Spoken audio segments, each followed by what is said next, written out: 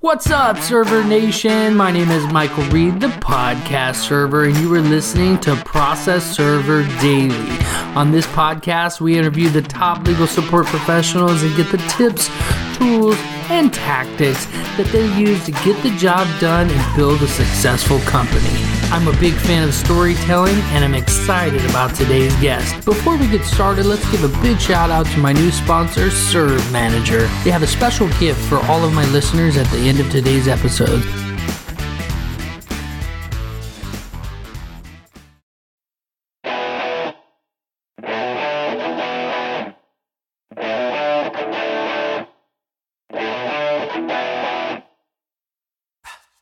Welcome back to the show, Server Nation. Our guest today is a Tennessee mom who has dedicated her life to solving cold cases after cracking the 26-year-old case of her former college roommate.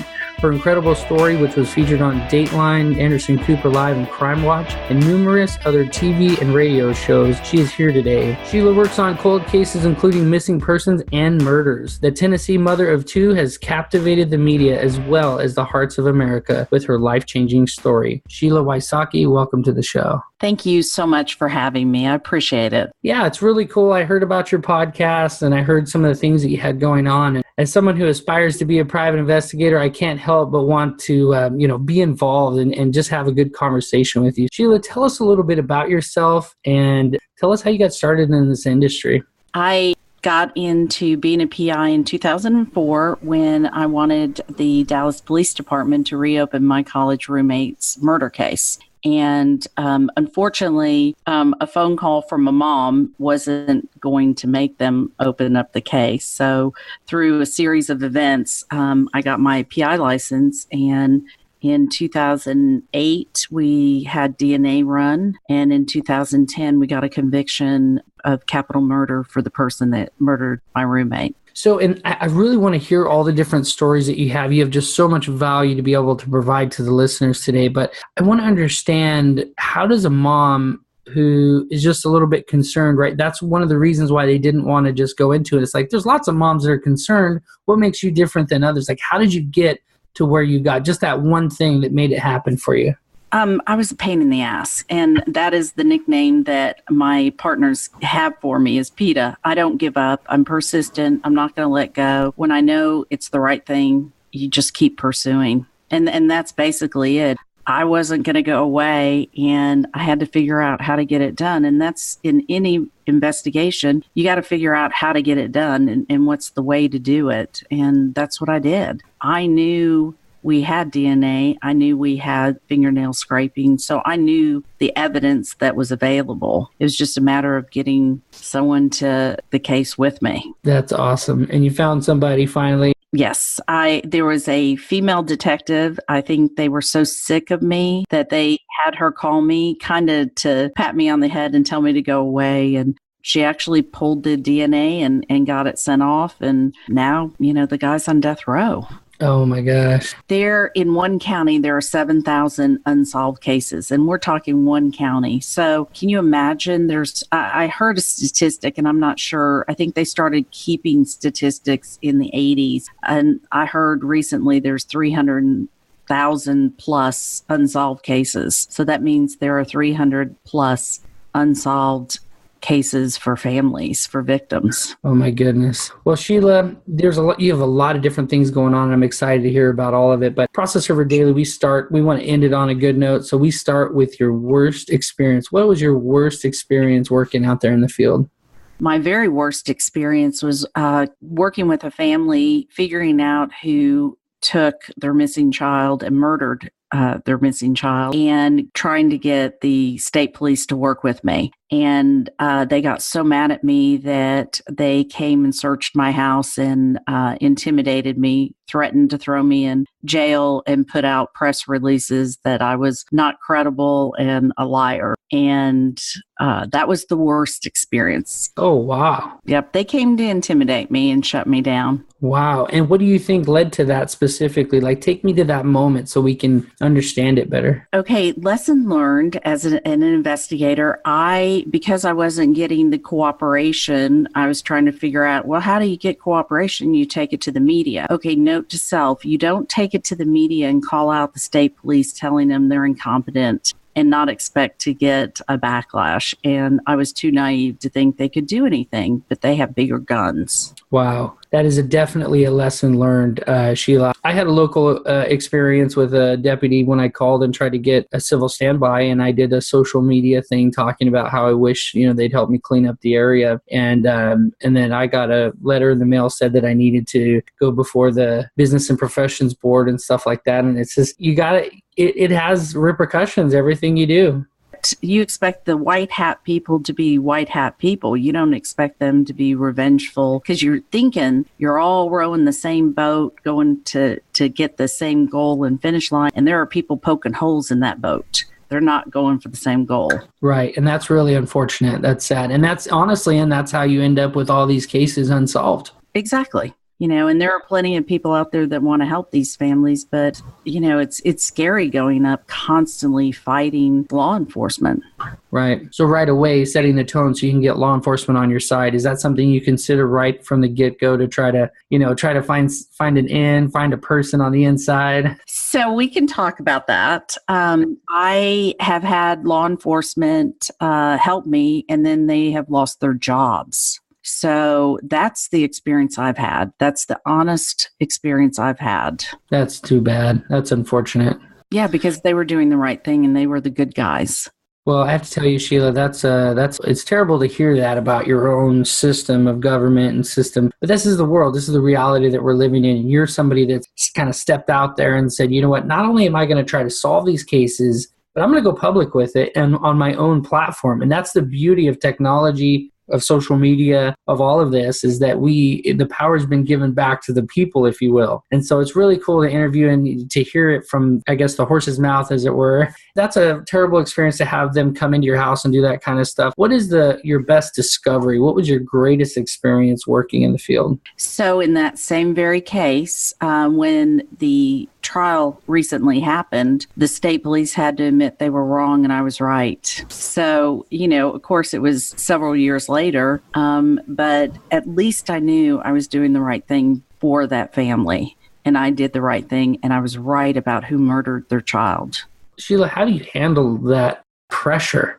I mean, I can't even imagine. Like I myself, I have a lot of resources. I have a lot of abilities. I would consider myself fairly intelligent. I learned from people like yourself. If I got involved in that, I think the hardest part for me was being able to handle the pressure of dealing with somebody that maybe murdered their own child.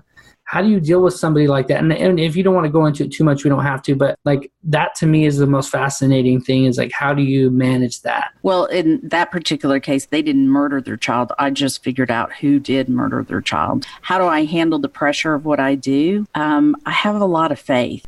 And, not to get into a religious conversation, but I couldn't do this every day if I didn't believe in God. Maybe not religion, but God. I couldn't do it if I didn't have the support system. So I have a huge network of private investigators that support me, and I support them in their cases. So it's a community, and it's a small community. What I do, there's very few of us in the country, and we know what each one has gone through. So Shiela, what can someone do out there? They have a big heart. They want to help out. What can I guess you could say the average Joe, what can they do out there to be able to help solve some of the cases that you're solving? Does it take like a super expert investigative person, or can just anyone do it? Yeah, anybody can do it. So my greatest thing right now is called crowdsourcing investigating. And I have started different groups, Facebook groups on cases. And so we go through the cases I'm working on, and I put out the evidence that I can, and I get the smartest people with the greatest insight writing me, talking to me, and that's what I've started doing. And I've worked on other podcasts putting the cases out there saying, I need someone smarter than me because I want to be the dumbest person in the room. So I think the general public can look at a case and tell me what I'm missing. That's good. Crowdsourcing is always a good crowdsource investigation, you're saying. So you put out the information and then all of a sudden you just start getting from multiple sources different things.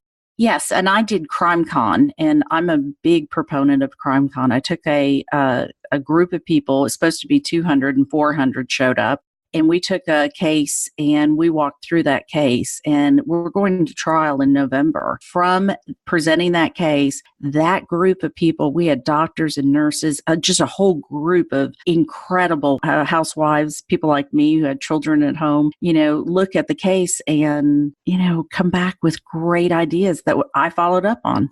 And some panned out and some didn't. That is so cool. I'm actually really excited about this. After the show, I want to talk to you more about it and maybe associate on this a little more because I want to be able to help. I live in an area, pot growers and people come missing all the time up in the middle of the mountains and stuff. And so I'm sure there's some work that can be done in my local area. Absolutely. I think it can be done anywhere. I mean, there are cases, CrimeCon is probably bringing more crime fighter people together as a community. And what I'm seeing, watching their website and what they've done, how many cases are out there? And there's that crime sleuth group. I mean, there are just many, many groups. Why not put them all together and figure things out? That is so cool. Maybe start your own association. Yeah, I don't have time.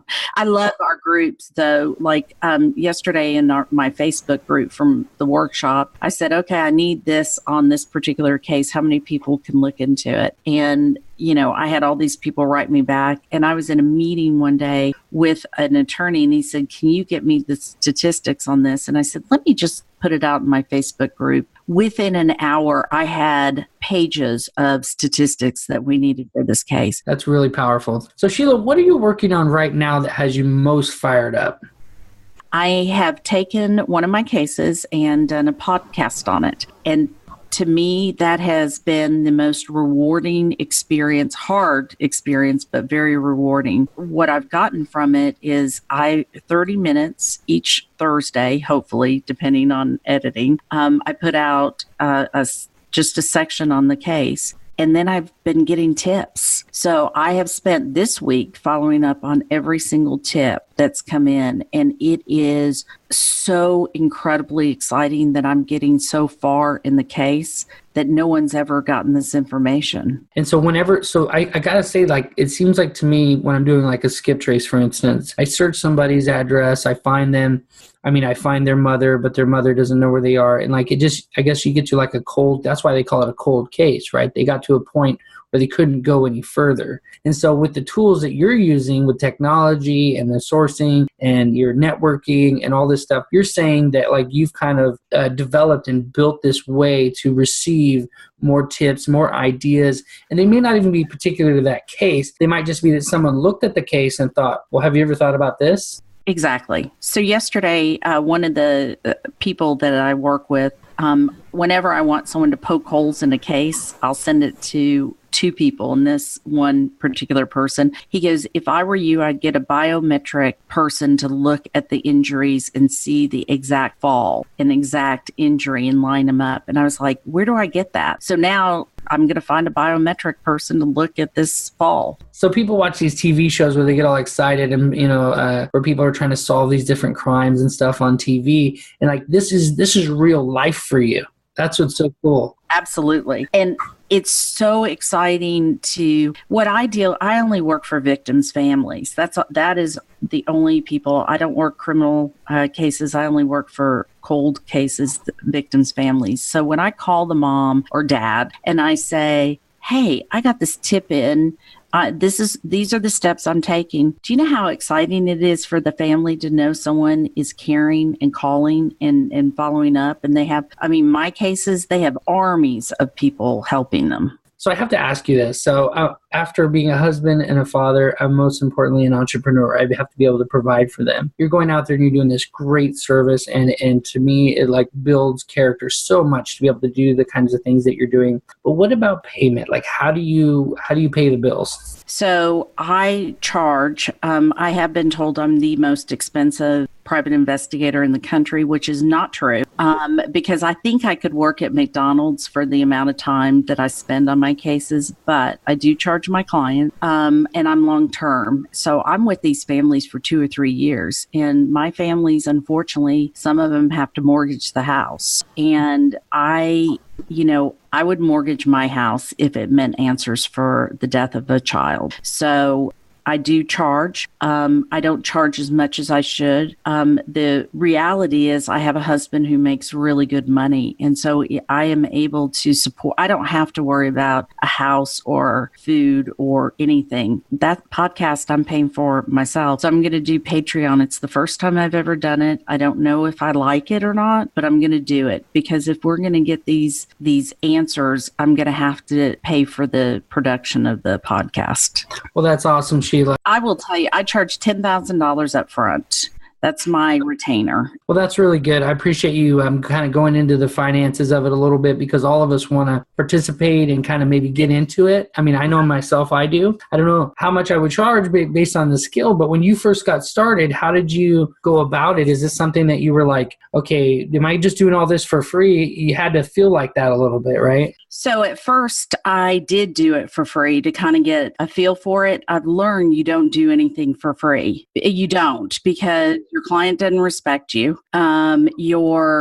Your time is not valued. And that's when I got in trouble with the state police. So now I require a deposit, a retainer. We work on the hourly rate, and I have to have insurance on every single case separately. So I don't do insurance overall. Each case I do has a separate policy. That's really good. Okay, well, those are some great tips for those out there. Server Nation, if you want to make a difference, you want to go out there, these are the types of things that you need to be thinking about. And Sheila's been dropping these major value bombs on us today. So you guys sit back, relax for a moment, listen to the awesome sponsor that we have today, and we'll be right back for the rapid fire round. Server Nation, imagine what you could do with another 25 minutes per job. This is how much time process servers who use Server Manager are saving. At just 100 jobs per month, that's over 40 hours that can be spent growing your business or doing more important things like spending time with your family. From job creation to affidavit generation, Server Manager is full-featured and hands down the most intuitive process serving software on the market. I use it for my business. I think you should use it too.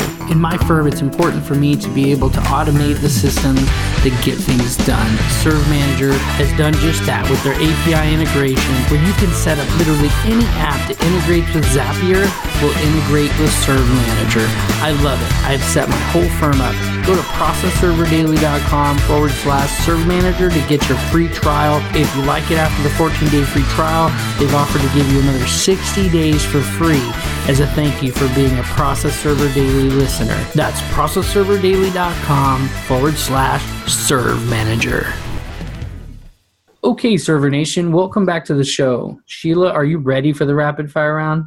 I'm ready.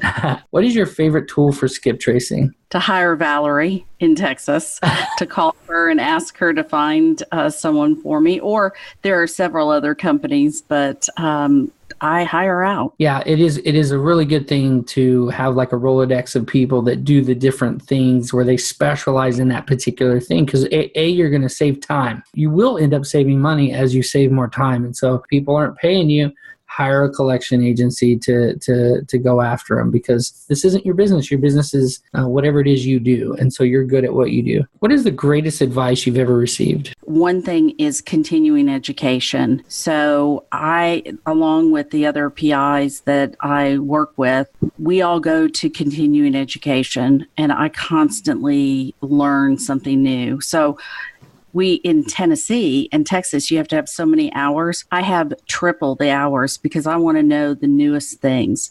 So my advice is go to continuing education above and beyond. And then what is your favorite book? What book would you recommend? I love Mark McClish's I Know You're Lying. He is a statement analysis guy. I love what he teaches. And I've taken his class and talked to him and used him on cases. And he's excellent at the way he teaches. Listen to what people are saying, because people are telling you the truth. You just need to listen to what they're saying. So Shiela, where do you see the private investigation industry going in the next 10 years? I believe that we are headed in the direction where private investigators are going to be hired by police departments. Wow. Because now, do you think that's because the cases aren't getting solved or because private investigators are becoming prominent at getting the job done? I think cases are not being solved, so they're stacking up.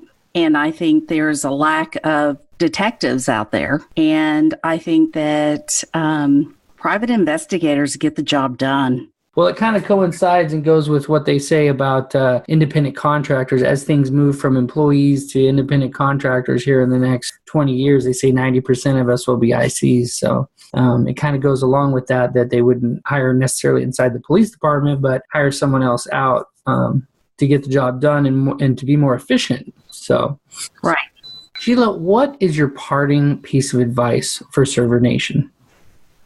My parting advice is get involved. Don't sit and watch TV and think, I could do that. Go do it, because you can make a difference in someone's life. And can I just add, Shiela, and you can make some money doing it. Oh, absolutely. There are many. I mean, if you're a good researcher, people like me will hire you. I mean, I know that, finding in skip tracing, if you're good at finding people, then go out and help someone like you, or find a private investigator that needs help, work part-time. There are so many areas that you can make money if you really work at it, but be smart about it. Don't give your services away because people don't value you if you give it away, and don't be on the cheap. This is one of my biggest pet peeves. I have this conversation with brand new PIs and I mentor some of them. Do not go out and be the $25 an hour. Do not go out and give your services away. Go out and be the most expensive, but by God, you better be the best. So you would say start out with, now just to bring it down to the most granular level, let's say today I wanted to go find a case that was unsolved. Where would I go for that? Well, you could go on CrimeCon. They do a great job bringing them, forward. There are many Facebook groups and Google Hangouts that are talking about cases. You can just Google crimes. You wouldn't believe how many show up. Then I would get into the Facebook groups and start looking at the cases and seeing what you can add to them. There are great podcasters out there that are doing crime podcasts. That is some great stuff. But Shiela, before we close here, what is the best way that we can connect with you? How can Server Nation keep up with you? They can go to my website, ShielaWysocki.com, or they can email me at Shiela@ShielaWysocki.com. And I also have a tip question line, 888-599-0008. I don't get back to that as quickly as email and going to my website, but they can get me there. So Shiela, I want to personally thank you for coming on the show. I've been impressed with everything you have going on. I'm going to go to iTunes and I'm going to subscribe to your podcast, Without Warning podcast. And I'm going to do that right after the show because I want to listen to everything you have going on and be a part of this. Thank you so much for having me on, and I appreciate your listeners listening. Until next time, Server Nation, you've been served up some awesomeness by Scrappy Mom PI and Mighty Mike, the podcast server.